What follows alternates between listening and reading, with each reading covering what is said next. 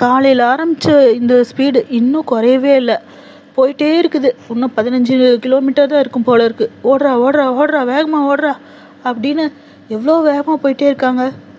கையில் ஒரு ஜோல்னா பேகு, காலில் செப்பல் கூட போடல. எங்கே இந்த மேரி ஜோன்ஸ் இவ்வளோ வேகமாக போயிட்டே இருக்கிறாங்க? வாங்க வீடியோக்குள்ளே போய் பார்க்கலாம். ஒரு வழியாக மேரி பாஸ்டர் வீட்டுக்கு வந்து சேர்ந்துட்டா. எதுக்காக அவள் வந்தாங்கிற விஷயத்தையும் சொல்கிறா. அதை கேட்டு பாஸ்டர் நைட் அவரை வீட்லேயே ஸ்டே பண்ண வச்சுட்டாரு. 25 கிலோமீட்டர் நடந்தே வந்த டயர்டில் அவள் நல்லா தூங்குறா. அடுத்த நாள் காலையில் பாஸ்டர் மேரியை இன்னொரு பாஸ்டர் வீட்டுக்கு கூட்டிகிட்டு போகிறாரு. மேரி எதுக்காக வந்திருக்கிறா அப்படிங்கிற விஷயத்த அந்த பாஸ்டருக்கு சொல்கிறாரு.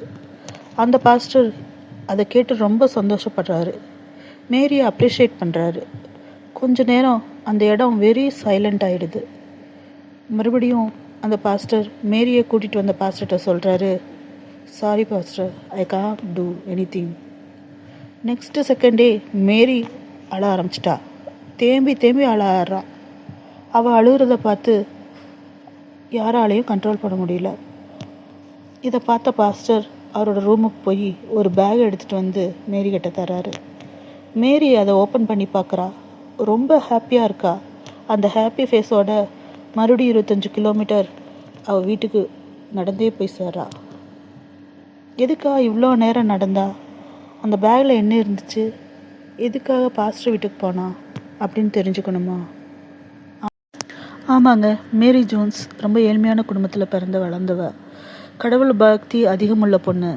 அவங்க அப்பா அம்மா 2 பேரும் நெசவு தொழில் செஞ்சுட்டு வந்தாங்காட்டிக்கு அவளுக்கு பைபிள் வாங்கி கொடுக்க முடியல அவங்களால. அதனால அவள் சின்ன வயசுலேருந்தே கொஞ்சம் கொஞ்சமாக பணத்தை சேர்த்து வச்சுருந்தா. அந்த பணத்தில் தான் அவள் அன்றைக்கி பாஸ்டர் வீட்டுக்கு கொண்டு போனான். அங்கே பாஸ்டர்கிட்ட ஒரு பைபிள் வாங்கி தர சொல்லிட்டு போனான். அந்த பாஸ்டர்கிட்ட இல்லாதனால இன்னொரு பாஸ்டர்கிட்ட கூட்டிகிட்டு போனாங்க. அந்த பேக்கில் இருந்தது பைபிள் தாங்க. அந்த பைபிளை பார்த்து தான் அவள் அவ்வளோ சந்தோஷப்பட்டது.